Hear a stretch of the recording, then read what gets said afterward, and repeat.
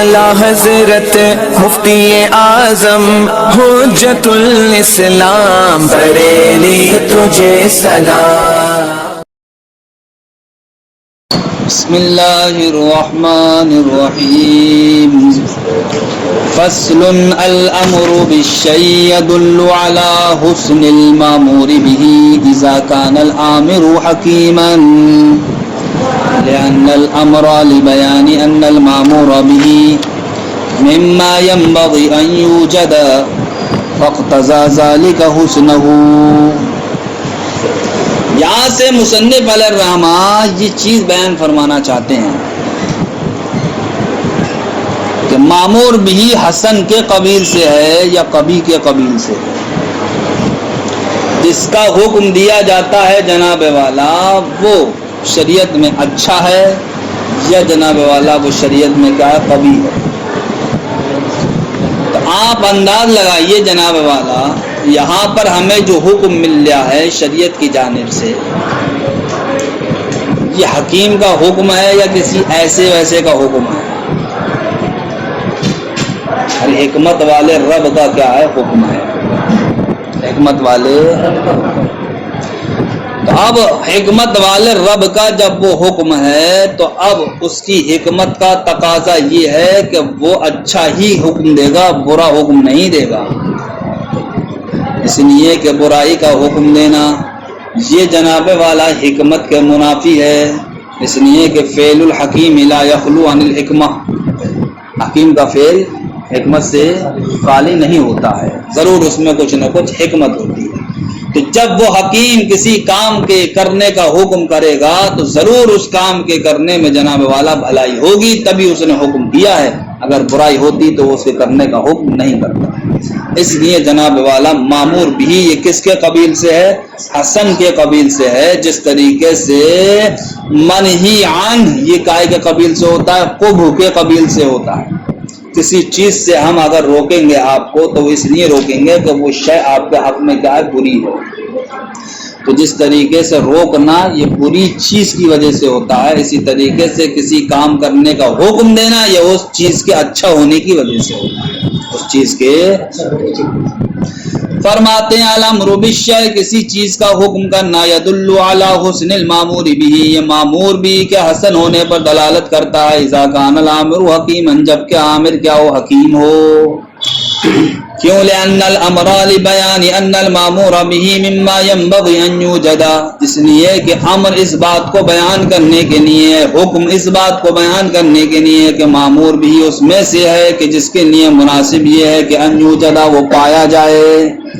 तो जिस शय के लिए पाया जाना मुनासिब हो तो उस शय का अच्छा होना ही जरूरी होगा। अगर जनाब वाला अच्छा होना जरूरी न होता तो उसके लिए पाया जाना मुनासिब न होता। फ़क़्तज़ा ज़ालिका हुस्नहु, तो इस चीज ने जनाब वाला तकाजा किया उसके हसन होने का, उसके हसन होने का। बात समझ में आई नहीं आई भाई? सुम्मल मामूर भी फी हक़्क़िल हुस्नि नौआन। अब यहाँ से मुसन्निफ़ अलैहिर्रहमा बयान फरमाते हैं, सुम्मल मामूर बिही फी हक़्क़िल हुस्नि नौआन। यहाँ से बताते हैं कि मामूर बिही हसन के हक में कितनी किस्मों पर है, दो किस्मों पर है। यानी कि मामूर बिही का हसन होना तो आपको पता चल गया। अब जो मामूर बिही के अंदर हुस्न होगा, ये हुस्न दो तरह का होगा। या तो मामूर बिही ऐसा होगा कि उसकी ज़ात में हुस्न होगा, या मामूर बिही ऐसा होगा कि उसकी ज़ात में तो हुस्न नहीं है बल्कि किसी और की वजह से हुस्न आ गया है।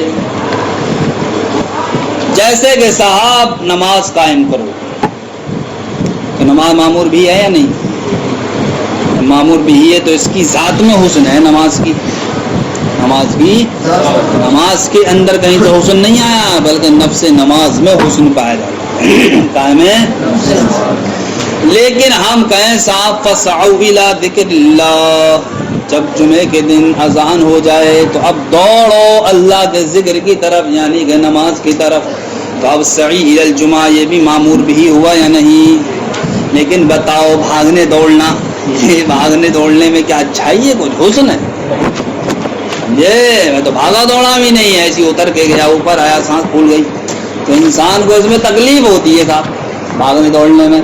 اور بھاگنے دوڑنے کا حکم دیا گیا ہے فسعوا الی ذکر اللہ میں، تو یہ معمور بھی ہوا۔ تو اب معمور بھی کی ذات میں تو کوئی حسن نہیں پایا جاتا، بھاگنے دوڑنے میں کوئی حسن نہیں پایا جاتا ہے، لیکن یہ جناب والا بھاگنے دوڑنے کا حکم کیوں دیا گیا ہے؟ نماز کے لیے۔ تو نماز تو ہے نہیں ہے حسن ہونے پر مشتمل، تو نماز کی وجہ سے اب اس بھاگنے دوڑنے میں بھی کیا گیا؟ حسن آ گیا۔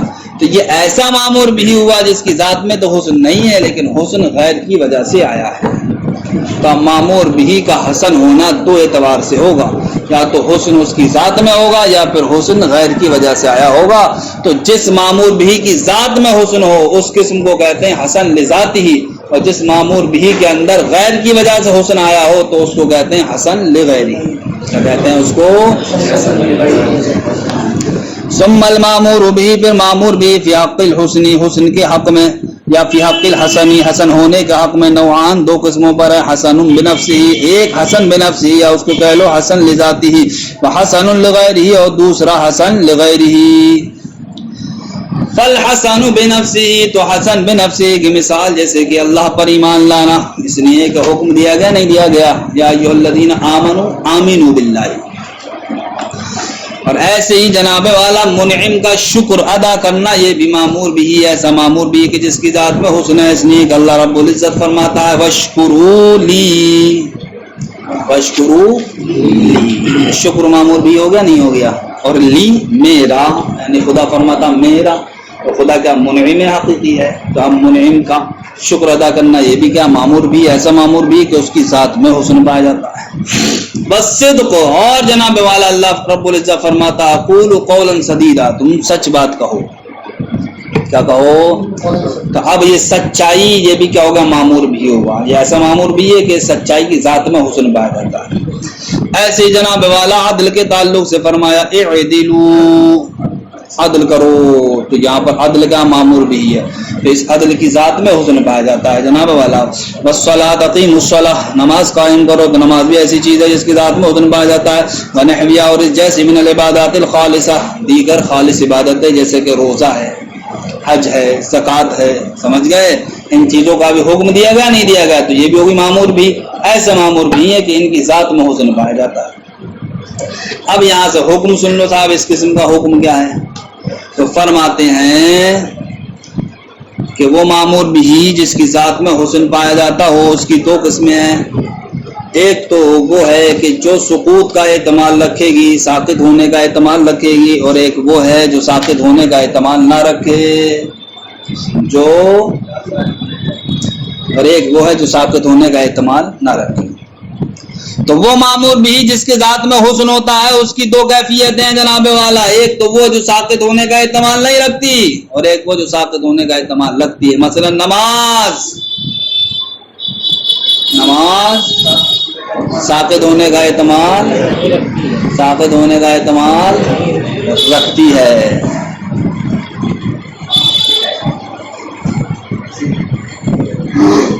سمجھ گئے؟ اور ایمان یہ ساقط ہونے کا احتمال نہیں رکھتا، اس لیے کہ ایمان جناب والا نام ہے تصدیق قلبی کا، دل سے یقین کرنے کا۔ یہ دل سے یقین کرنا آپ سے کبھی ساقط نہیں ہوگا، ہر حال میں آپ مومن اسی وقت رہیں گے جبکہ آپ کو تصدیق قلبی رہے، اگرچہ آپ کی زبان پہ تلوار سر پہ رکھنے کی وجہ سے کلمہ کفر جاری کروایا جائے اور جاری ہو جائے، لیکن دل آپ کا ایمان پر ہی مطمئن ہے، آپ مومن ہیں۔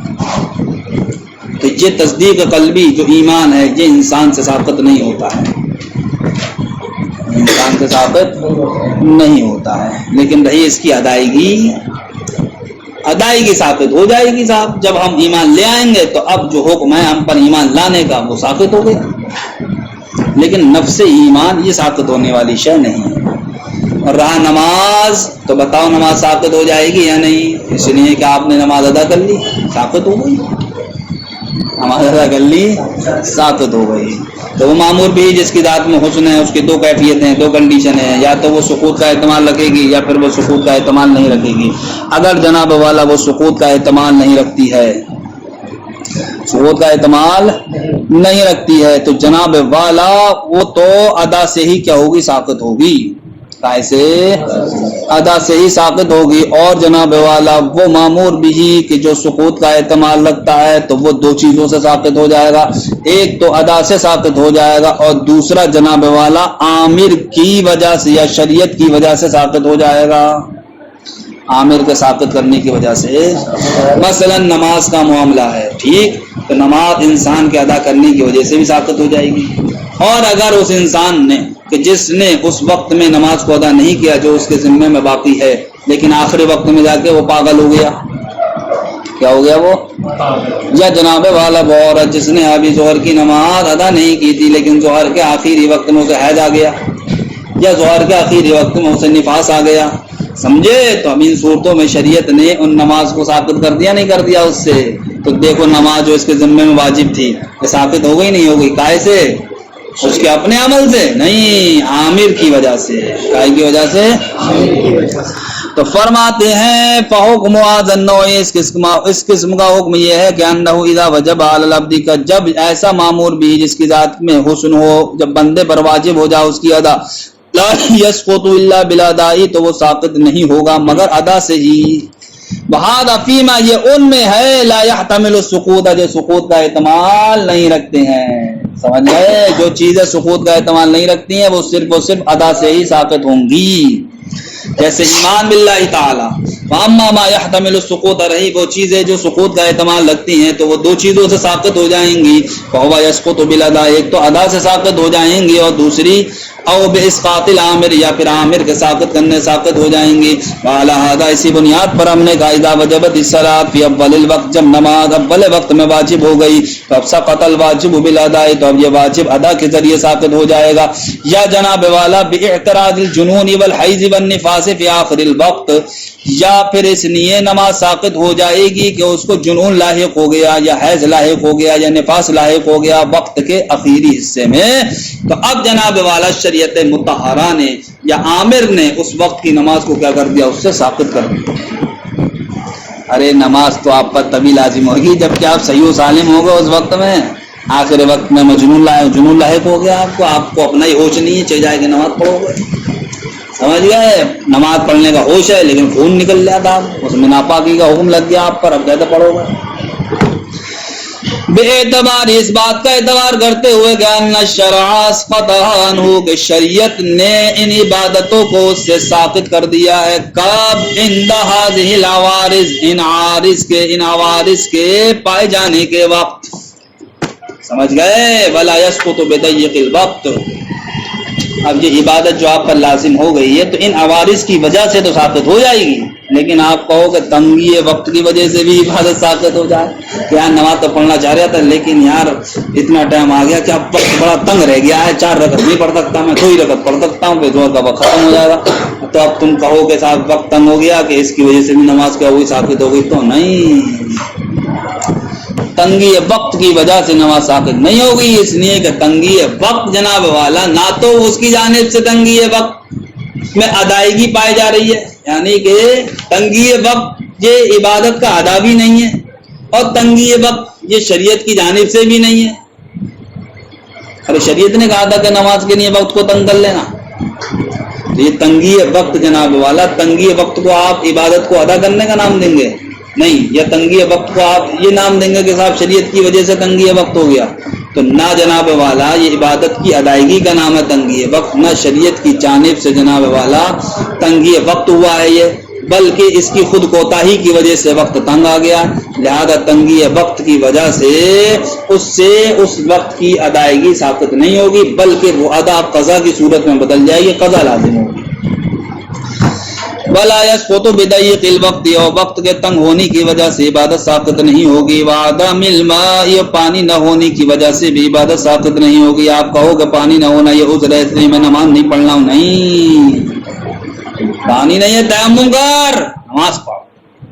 سمجھ گیا, آپ کہو کہ صاحب مجھ پر لباس نہیں ہے جس کپڑوں کو پہن کر نماز پڑھوں لہذا نماز مجھ سے ساقط ہو گئی, نہیں, نماز ساقط نہیں ہوئے گی, اس لیے کہ لباس نہیں ہے تو ایسی پڑھ لے, کر لے ایسی پڑھ لے. اب اگر مجمع عام میں ہے بیٹھ کے پڑھ لے, اور اگر مجمع عام میں نہیں ہے تو کھڑے ہو کے پڑھ لے. سمجھ گئے, لیکن یہ عبادت جناب والا ادا کرنے سے ہی ساقط ہوگی, اس میں یہ نہیں کہہ سکتا کہ صاحب شریعت کی جانب سے ایسا معاملہ ہو گیا.